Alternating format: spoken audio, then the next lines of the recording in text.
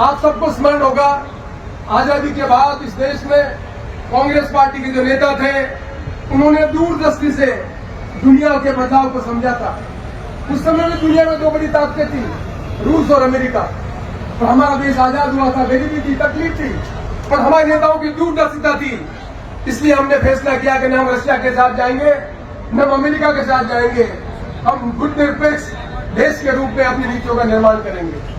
और ये कहते हुए प्रसन्नता है कि पंडित जवाहरलाल नेहरू से लगाकर इंदिरा गांधी ने उन नीतियों का पालन किया।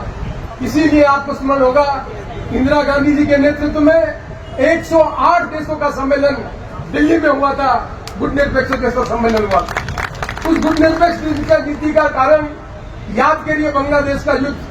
बांग्लादेश का जब युद्ध हुआ था, तब हमारे देश के सामने रशिया ने, अमेरिका ने एक बहुत बड़ी चुनौती खड़ी कर दी थी। अपना बेड़ा बेच दिया था और कहा था कि आप ये युद्ध में बांग्लादेश को आजाद नहीं कराओगे। बांग्लादेश में जिस तरह की तकलीफ थी, लोगों के साथ एट्रोसिटी थी, उसको मुकाबला करने के लिए हमारी नेता इंदिरा गांधी ने कहा, नहीं, हम अमेरिका से नहीं डरते। हमारा धर्म बनता है कि जिस गांव पर जाति हो रही है तो हम जाति के खिलाफ खड़े होंगे।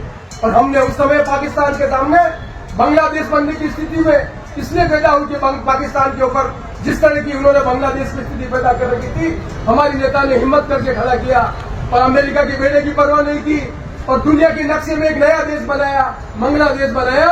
उसका कारण था हमारी गुटनिरपेक्ष। हमने न अमेरिका की परवाह की, न रशिया का सहयोग लिया, लेकिन हम अपनी नीति में दृढ़ रहे कि जहां जहां भी अन्याय होगा हम उसके खिलाफ खड़े रहेंगे।